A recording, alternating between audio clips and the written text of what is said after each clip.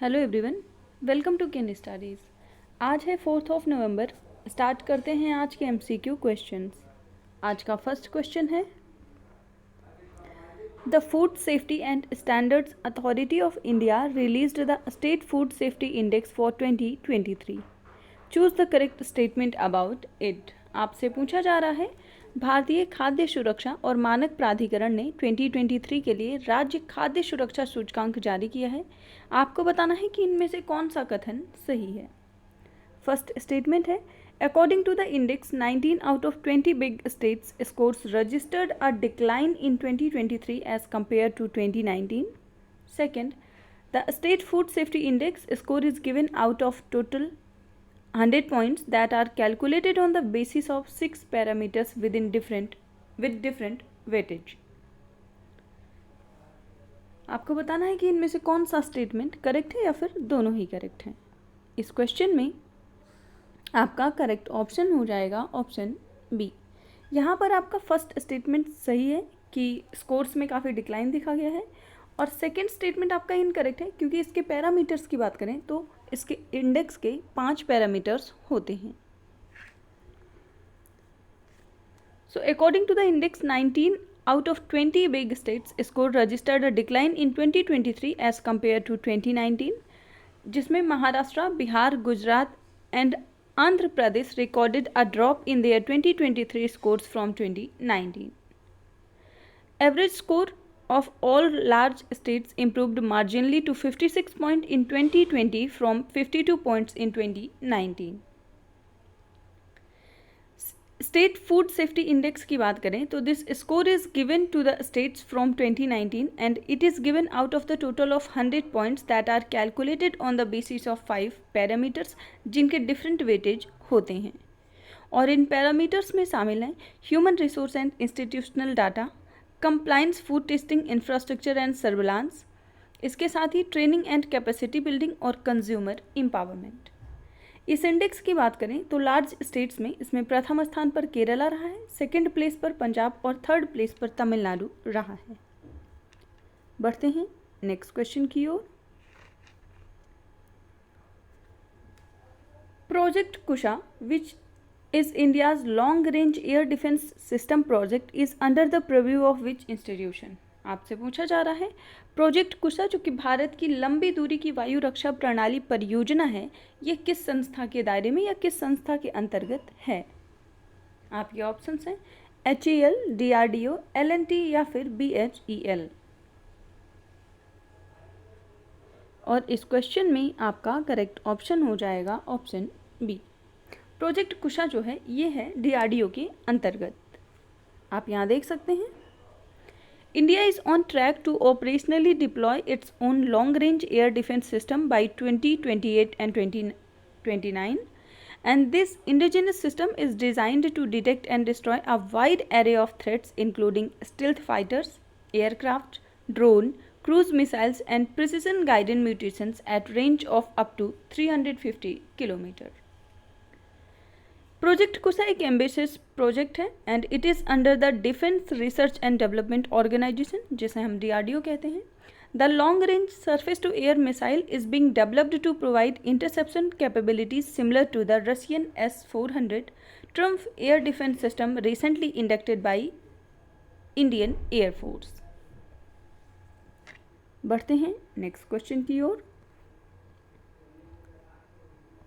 The European Union and India conducted their first joint naval exercise in which place।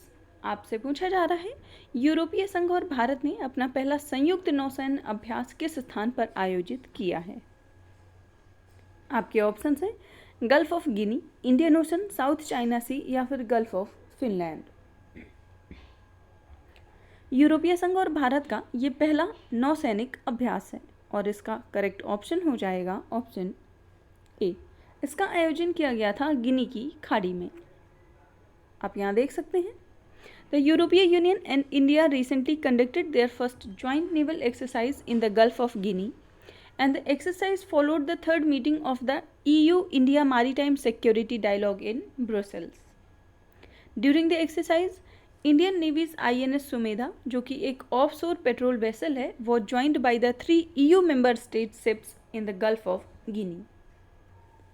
तो आप ध्यान रखेंगे, EU और भारत के मध्य जो पहला नौसैनिक अभ्यास हुआ है वो हुआ है गिनी की खाड़ी में। बढ़ते हैं नेक्स्ट क्वेश्चन की ओर।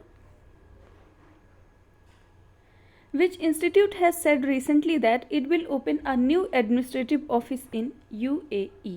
आपसे पूछा जा रहा है, हाल ही में किस संस्थान ने कहा है कि वह संयुक्त अरब अमीरात में एक नया कार्यालय खोलेगा? आपके ऑप्शंस हैं ministry of commerce, CBSE, ICSE या फिर मिनिस्ट्री ऑफ एजुकेशन।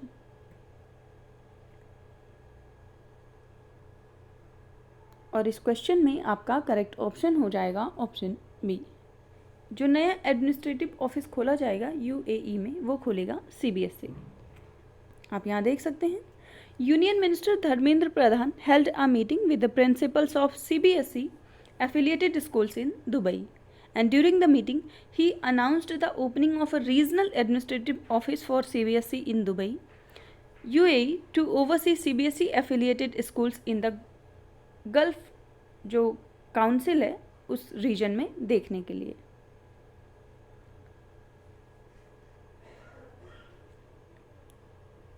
बढ़ते हैं नेक्स्ट क्वेश्चन की ओर।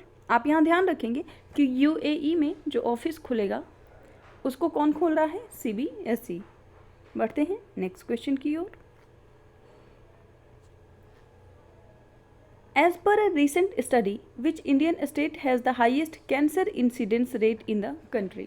आपसे पूछा जा रहा है, एक हालिया अध्ययन के अनुसार किस भारतीय राज्य में देश में कैंसर की दर जो है वो सबसे अधिक देखी गई है?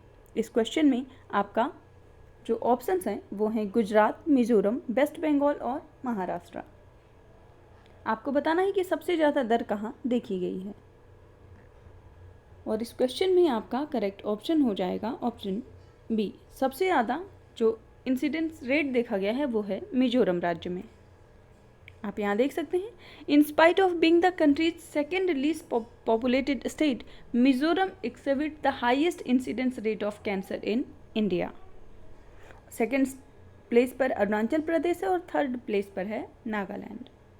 The latest evidence from a 18-year trained study notes a consistent rise in cancer incidence and mortality in Mizoram, with stomach cancer emerging as the primary cause of cancer-related deaths among men, while lung cancer is the primary cause of the deaths among women. तो mains की बात करें वहाँ पे stomach cancer एक primary cause है और women's की डेथ का जो प्राइमरी कॉज है वो है लंग कैंसर। बढ़ते हैं नेक्स्ट क्वेश्चन की ओर।